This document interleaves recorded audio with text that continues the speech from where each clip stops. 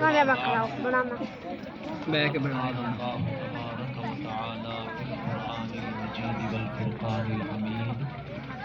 أعوذ بالله من الشيطان الرجيم بسم الله الرحمن الرحيم لا أقسم بهذا البلد وأنت حل بهذا البلد ووالد وما ولد صدق الله مولانا العظيم معزز و محترم اساتذہ مطلب چانڈ مار کے پھینک نا مٹی ہے. اچھا،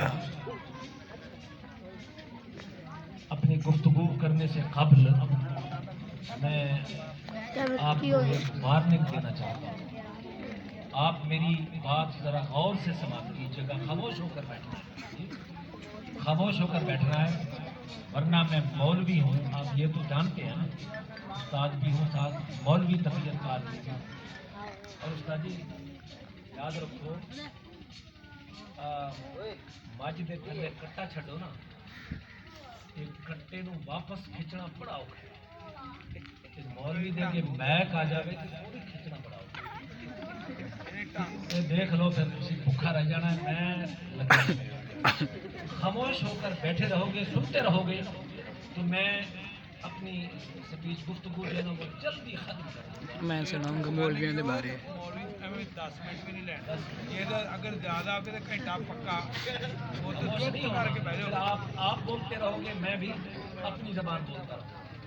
تو میرے بچوں، آج ٹاپک کو میں لے کر آیا تھا علم کی فضیلت اور قرآن مجید کی نص سے کہ علم کی فضیلت کیا ہے اور علم جو ہے نا انسان کو اس مقام پر پہنچاتا ہے. مگر چونکہ یہ محفل میلاد ہے، ٹاپک کو میں نے چھیڑ دیا تو گفتگو ذرا لمبی ہو جائے گی. ٹائم ہوتا تو میں اس طرف آتا.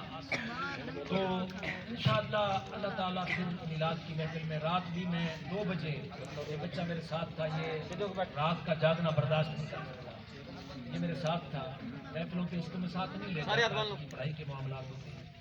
تو رات چلا گیا تو آج اس کی نیند ہی نہیں پوری ہو رہی ہے، تیاری کر رہی ہے، چلا گیا. تو جس آیا مقدسہ کو میں نے تلاوت کیا ہے، سامعین محترم اور عزیز بچوں، اللہ تبارک و تعالی نے قرآن کی اس آیا مقدسہ کے اندر اپنے محبوب کا میلاد ثابت کیا. میلاد مصطفیٰ منانا یہ گناہ کا عمل نہیں، بلکہ یہ قرآن کا حکم بھی ہے اور اللہ کو راضی کرنے کا بھی طریقہ صحیح ہے. میرے رب نے اپنے پاکیزہ کلام کے اندر ارشاد فرمایا، لا اقسم بهذا البلد وانت حل بهذا البلد ووالد وما ولد. اللہ تعالی نے فرمایا قسم ہے مجھے شہر مکہ کی، میں شہر مکہ کی قسم اٹھاتا ہوں. کس لیے؟ اس لیے کہ محبوب تیرا جنم اسی شہر میں ہوا. اس شہر کی دھرتی نے تیرے تلووں کے بوسے لیے اور تو اس شہر کے اندر حرام نازا فرماتا ہے اور اس شہر کے اندر تیرا مسکن ہے. اس شہر کو اے محبوب مجھ سے نسبت ہے، اس لیے میں اس شہر کی قسم کھاتا ہوں. میرے بھائیوں، اللہ تبارک و تعالیٰ نے کائنات کے اندر اور بھی تو بہت سارے شہر بنائے ہیں. ہم کسی گلی محلے کو سجائیں، اپنے گھر کو خوبصورت بنائیں، اپنے محلے کی خوبصورتی ہو یا کوئی شہر خوبصورت لگے تو ہم مثال دیتے ہیں دنیا کے لحاظ سے کہ یار شہر کو، گھر کو، محلے کو، اپنی گلی کو، اپنے کوچوں کو تم نے پیرس بنا دیا. ہم تو خوبصورتی کی مثالیں یہ دیتے ہیں. اب سوچنے کی بات ہے، آج سے 1400 سال پہلے میرے رب کریم نے شہر مکہ کی قسم کھائی. شہر مکہ اس وقت اس طرح کا سجا ہوا نہیں تھا، اس طرح کی بلڈنگیں نہیں تھی، اس کی گلی کوچے نہیں تھے، پکے روڈ اس طرح کے نہیں تھے، سٹریٹ لائٹ نہیں تھی، مکہ کے اندر بجلی کا یہ نظام نہیں تھا، اتنا ڈسپلن کا وہ نظام نہیں تھا جو آج مکہ کے اندر موجود ہے. تو پھر مکہ کی وہ گلیاں جو نشیب و فراز رکھتی، ایک قدم اٹھایا اونچے پتھر پہ پڑا، دوسرا اٹھا کے رکھا تو وہ نیچلی جگہ پہ جا پڑا. میرے بھائیوں یہ گلیوں کی جو ہے نا معیار تھا. اور پھر اس طرح کی گلیاں، کچے محلے، کچے مکان، میرا رب خالق قسمیں کھا رہا ہے. اس لیے اس کو نسبت مصطفیٰ ہو، جس کو نسبت مصطفیٰ ہو جائے رب کائنات اس نسبت والی چیز کی قسمیں اٹھاتا ہے. فرمایا لا اقسم بہذا البلد، اے محبوب شہر مکہ کی قسم، یا تیرے باپ ابراہیم کی قسم، یا آدم کی قسم، یا آدم کی قسم، یا ابراہیم کی قسم، اور قسم ان کی جن کی ولادت ہو. اب اگر ولادت پہ خوشی منانا گناہ ہے تو میرے رب کو کیا ضرورت تھی ولادتوں پر قسمیں اٹھانے کی اور مصطفیٰ علیہ السلام کی نسبت والے شہر کی قسمیں اٹھانے کی. اور وہاں ووالد وما ولد، ولادتوں کا، میلاد سے کیا مراد ہے؟ میلاد، مولود، ولادت یہ ایک ہی چیز ہے. میں اس طرف جانا نہیں چاہتا، بتانا چاہتا ہوں اور اپنی گفتگو کو کلوز کرنا چاہ رہا ہوں. میرے بھائیوں یہ ایک چیز ہے، یعنی حضور کی ولادت، حضور کی پیدائش کی خوشی منانا. میرے بھائیوں آدم علی نبینا علیہ الصلوۃ والسلام ابھی پیدا نہیں ہوئے، رب کائنات نے محفل سجا دی اور فرشتوں سے کہا وَإِذْ قَالَ رَبُّكَ لِلْمَلَائِكَةِ إِنِّي خَالِقٌ بَشَرًا مِنْ صَلْصَالٍ مِنْ حَمَإٍ مَسْنُونٍ فَإِذَا سَوَّيْتُهُ من روحي فقعوا له ساجدين فسجد الملائكة چانڈ مارنی پہلے پتا ہے یہ اللہ کا پاکیزہ کلام ہے. ابھی پیدا نہیں ہوئے، اگے آ نہیں رہا ولادت آدم کے چرچے فرشتوں کی محفل سجا کے میرے رب نے آدم کی ولادت کے چرچے پہلے کر دیے. فرمایا کہ فرشتوں خاطب میرے محبوب سے اللہ تبارک و تعالی خطاب کن سے فرما رہے ہیں؟ حضور کا. آیت کو دیکھو تو قال رب سونگ ادھر اے محبوب آئیبو وہ وقت یاد کرو، رب نے فرمایا گندی مسلی نے وہ زمانہ یاد کرو تھپ مارنی چپ کر میرے دے. رب نے فرشتوں سے کہا کہ فرشتوں میں بودار بجنے والے اس اور ٹینڈے سائڈ پہ کر رہے ہیں. یہ گانے سے میں کرے بشری آدم کو بنانے والا ہوں. مسلی نے تو گندی فرشتوں کو سے آرڈر کیا اور میں کہ جب میں اس پیکر بشری کو بنا چکوں، اس کے باڈی جو ہے نا اس کا جو پروسیس ہے مکمل ہو جائے، وہ پایا تکمیل کو پہنچ جائے، اور پھر میں اپنی نورانی روح اس میں پھونک دوں تو فرشتوں تم نے فوراً اس آدم کو سجدہ کر دیا. آدم کو سجدہ کر دیا. ابھی آدم پیدا نہیں ہوئے، اس کی تخلیق کے چرچے رب کائنات اس کی پیدائش سے قبل کر رہے ہیں. فرما رہے ہیں کہ محبوب وہ زمانہ یاد کرو جب میں نے فرشتے سے یہ کہا، اور پھر حکم دیا کہ جب وہ بن جائیں تو پھر ان کو سجدہ کرنا. سبھی فرشتے جب پیکر بشری آدم تیار ہو چکے، فرشتوں نے فوراً سجدہ کیا اور ابلیس ان سجدہ کرنے والوں سے علیحدہ ہو گیا، علیحدہ ہو گیا. اب اللہ کے نبی کے میلاد کا چرچا ہو رہا ہے. فرشتے تعظیم آدم کی سجدے کے لیے تیار ہیں. اس خوشی آدم، ولادت آدم کی خوشی میں جو شریک نہیں ہوا وہ پہنچ گیا. تو میرے بھائیوں یاد رکھو جتیاں تینوں میلاد بھی مصطفیٰ منانا یہ وہ عمل ہے کہ رب کائنات نے جو عمل کیا. اور اجتماع میں سامعین فرشتے ہیں. اور اس آیت جو بھی تو بولنے لیا ہے نا ਇਹਦੇ ਵਿੱਚ ਰਿਕਾਰਡ ਹੋ ਗਿਆ قال ربك للملائكة ਉਸਤਾਦ ਸਗਰਾ ਤੇਰੀ ਛਿੱਲ وہ ਲਾ زمانہ یاد کرو جب تیرے رب نے فرشتوں کو کہا سبحان یہ اللہ بات کس سے کی جاتی ہے؟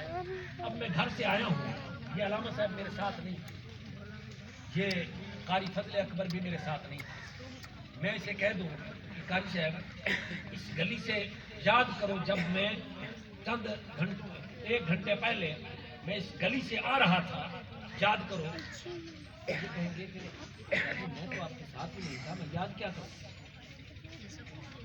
اب آدم ابھی پیدا نہیں ہوا، رب تعالیٰ پیارے مصطفیٰ علیہ السلام سے فرما رہے ہیں بیٹا ہم کھڑے قرآن ہو ہے، گئے کچھ کوشش میں ایسے بغیر قرآن کی بات نہیں کر رہا، اپنا جو ہے نا جو خطابت کا موضوع الفاظ ہوتے ہیں بنا بنا کے فعل بدی، میں وہ نہیں کر رہا، قرآن کی آیت آپ کے سامنے رکھ رہا ہوں، اس کا مفہوم آپ کے سامنے رکھ رہا ہوں۔ اللہ تعالیٰ فرشتوں سے فرما رہا ہے کہ اللہ تعالیٰ اپنے محبوب سے فرما رہا ہے کہ اے میرے محبوب کو زمانہ یاد کرو، بتاؤ اللہ تبارک و تعالیٰ ایسے ہم کہتے ہیں نا وہ یار ایویں گل کر معاذ اللہ میرا اللہ ایسے باتیں کر دیتا ہے، وہ جو بات کرتا ہے اس کے پسے پشت حقیقت ہوتی ہے، تو اس آیا مقدسہ کے پسے پشت بھی ایک حقیقت ہے۔ ابھی آدم بنا نہیں، رب کائنات فرما رہے ہیں کہ اے محبوب کو زمانہ یاد کرو جب فرشتوں سے میں نے کہا، اس کا مطلب یہ ہوا کہ اس وقت بھی رب کائنات کے پاس میرا محبوب موجود تھا جب آدم بھی ابھی نہیں بنا تھا۔ تو میرے بھائیوں، آدم کا میلاد تو قرآن سے ثابت ہے، اور ولادتوں پر رب کی قسمیں اٹھانا یہ بھی قرآن سے ثابت ہے۔ ابھی علامہ صاحب قرآن کی آیت تلاوت فرما رہے تھے، قل بفضل اللہ وبرحمتہ فبذلک فلیفرحوا، فرمایا کہ محبوب اپنی امت کو بتاؤ جب اللہ کا فضل آ جائے، اس کی رحمت، اس پہ تم خوب خوشی منایا کرو، فلیفرحوا، خوش ہوا کرو، هو خیر مما یجمعون، یہ کائنات دنیا و ما فیہا، جو کچھ دنیا زمین و آسمان اس کے اندر جو کچھ بھی موجود ہے، ان تمام سے یہ عمل بہتر ہے کہ تم اللہ کے فضل اور اللہ کی رحمت پر خوش ہوا کرو۔ تو میرے بھائیوں اور عزیز بچوں، ذرا اس بات کو ملحوظ رکھو کہ اللہ کا فضل، اگر اللہ نے آپ کو بہترین گاڑی دے دی تو آپ کہتے ہیں کہ یار اللہ کا بڑا کرم فضل ہو گیا، اور اللہ نے جائیداد دے دی، وراثت دے دی، تو آپ کہتے ہیں کہ اللہ تبارک و تعالیٰ کا بڑا کرم فضل ہو گیا، اللہ کی رحمت ہو گئی، اللہ کا فضل ہو گیا، پتہ نہیں کہاں سے رب نے عطا کر دیا، میرے پاس اتنا سرمایہ آیا، میں نے اپنی وراثت، اپنی جائیداد بنا لی، میرے بھائیوں میرے اوپر اللہ کا کرم ہو گیا، اللہ کا فضل ہو گیا۔ یہ ایک میں ایگزامپل آپ کے سامنے رکھ رہا ہوں۔ میرے بھائیوں ذرا سوچو، ارے میلاد مصطفیٰ کا انکار کرنے والے میرے بھائی، میں کسی کے ساتھ ایسا اختلاف نہیں رکھتا کہ جس سے نفرت پیدا ہو، علمی اختلاف رکھنا یہ صحابہ کی سنت ہے۔ میرے بھائیوں، میں علمی اختلاف کے طور پہ آپ کے سامنے یہ بات کر رہا ہوں، کیا اپنی جائیداد کے کرم اور فضل کے برابر، اپنی گاڑی اور بلڈنگ کے فضل اور کرم کے برابر بھی نبی کے فضل کو نہیں رکھتے؟ نبی کا فضل سب سے بڑا ہے۔ قرآن کیا کہتا ہے؟ محبت رسول سب سے پہلے، پھر کائنات کی سب محبتیں۔ قل ان کان آباؤکم وابناؤکم واخوانکم وازواجکم وعشیرتکم واموال اقترفتموها وتجارۃ تخشون کسادها ومساکن ترضونها احب الیکم من اللہ ورسولہ وجہاد فی سبیلی فتربصوا حتی یاتی اللہ بامرہ واللہ لا یہدی القوم الفاسقین۔ فرمایا کہ لوگوں، بس اسی آیا مقدسہ کا، یہ سورہ توبہ کی آیا مقدسہ ہے، اسی کا ترجمہ آپ کو بتا کر بات ختم کرتا ہوں۔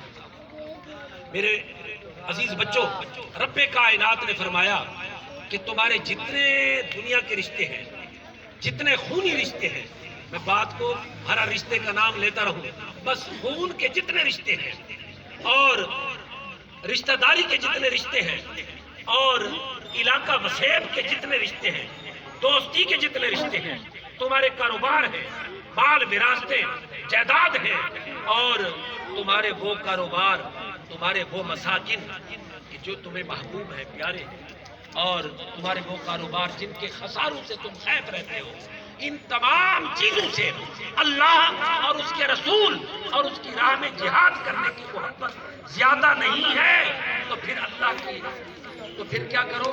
اللہ کے عذاب کا انتظار، اللہ کے عذاب کا انتظار کرو، اور اللہ تعالیٰ بیٹا اسمائل کر۔ ہدایت عطا نہیں کرنا۔ یہ اس آیت کا ترجمہ ہے۔ اور جہاد یہ نہیں کہ جس کی بات پسند نہ آئے تلوار نکالو اور نکل جاؤ اس کو کاٹنے کے لیے۔ یہ جہاد کا ہم نے جہاد وہ اس کی ایک علیحدہ جو ہے نا وہ سبجیکٹ ہے، اس پہ گفتگو کرنے کے لیے علیحدہ ایک جو ہے نا ٹائم چاہیے ہوتا ہے۔ جہاد جد و جہد سے کوشش کرنا، محبت رسول، محبت خدا۔ رب نے فرمایا میرے اکیلے کی محبت نہیں، میرے محبوب کی اور میری محبت ان کائنات کے تمام رشتوں سے، جائیداد و وراثتوں سے یہ محبت بلند ہونی چاہیے۔ یہ تسی بات سے کمزور ہو اسی گئی، بات سے دنیا کی محبتیں بڑھ گئی، تو پھر میرے عذاب کا انتظار کرو، میں ہدایت بھی تمہیں نہیں دوں۔ تو میرے بھائیوں، پھر خوشی کس لیے ہوتی ہے؟